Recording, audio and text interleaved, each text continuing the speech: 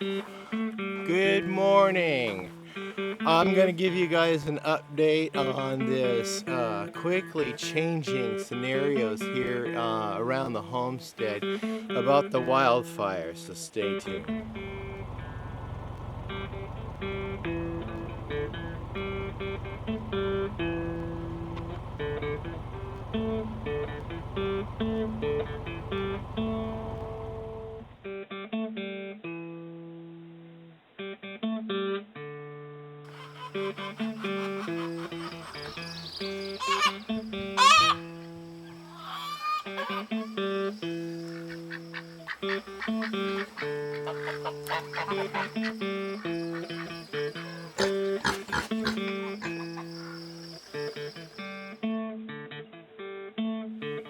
Hello folks, welcome back to Pine Meadows Hobby Farm. I'm your host Jerry Hansen. Just wanted to give you guys an update on the happenings around the homestead.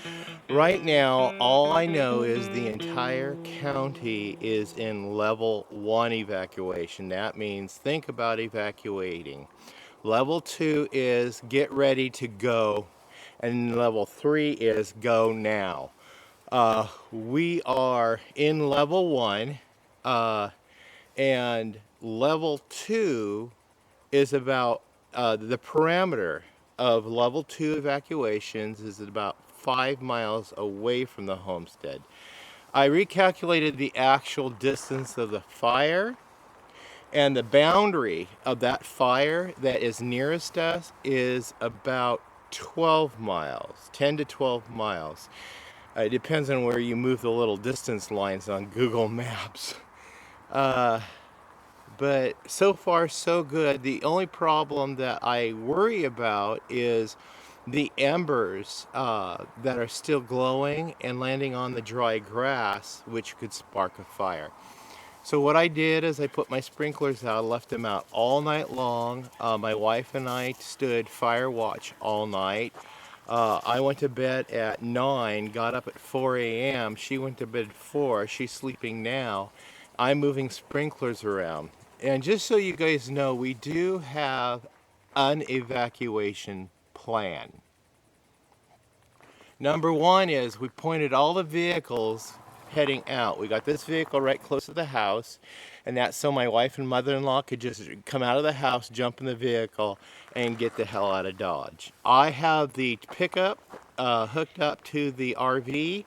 It's heading out the driveway, and we can skedaddle. I can get that thing scooted out of here real quick. You know, once we come to a level 2, we have time to get out, but we're just not going to take any chances because we're expecting another 3-digit temperature day, at least 100 degrees, but last night it was really nice. It was down to the 50s. It's really cold. Yeah, this is getting into the fall, change of seasons. So with the sprinklers being changed and going all night, soaking down the grass, especially the grasses around my assets, and then the other barriers that I put up to protect my assets. Let me take you through and show you the barriers that I've created. Number one is sprinklers. I put the sprinklers out. And of course, with the help of Discovery Channel and Marty Rainey and his family, we put a metal roof on the house. The metal roof really helps, especially when you have hot embers falling on your rooftop. No problem there, at least coming down from the top. All of my outbuildings have metal roofs, so that actually protects them from fire from the top, from the sky. So as far as fire coming in from nearby grasses, is I removed most all the grasses, especially around all of my structures and around the home. Here's what things I did around the home itself. I plowed with that new tractor I got. I laid in a new driveway, a bunch of rocks, so we've got a lot of gravel barrier to defend us against flames. We've got a fire shield, or what I call a flame shield, that I've laid down along my fence through my garden and around the RVs. Plus I have the sprinklers going to dampen down the grass, so if it does catch fire next door, on the neighbor's property, it'll hopefully the sprinklers will suppress the fire. Now, if it comes up to the driveway, the flames will stop at the driveway and shouldn't jump the driveway. We're surrounded by, we have a road going out front, so that's a nice little fire barrier. We have my mountain. If that goes up in flames, so it goes up in the flames. So as far as evacuation of animals, we are prepared to evacuate when the time comes, but not in a level 1 evacuation. Right now, I have ash falling from the sky, and to me that is disturbing, because the ash is these burning leaves, or these, not smoldering, but the cold. Thank God they're cold leaves and the fire's all the way out. But they're getting pretty big, and that's disturbing. And that means the wind is actually blowing the debris from the fire over towards our direction. It's also spreading the fire towards our direction. But right now the fire still has to crest another mountain range and has to jump Crater Lake Highway, and it has to jump the Rogue River, and then many farms. So like I said, it's got maybe about 10 miles to go before it actually gets here. But of course, if the wind picks up, yeah, all that is out. It's off the table because spot fires are happening. Now, as far as our nearby community goes, the hospital is on what we call code yellow triage. The other hospital calls it code red.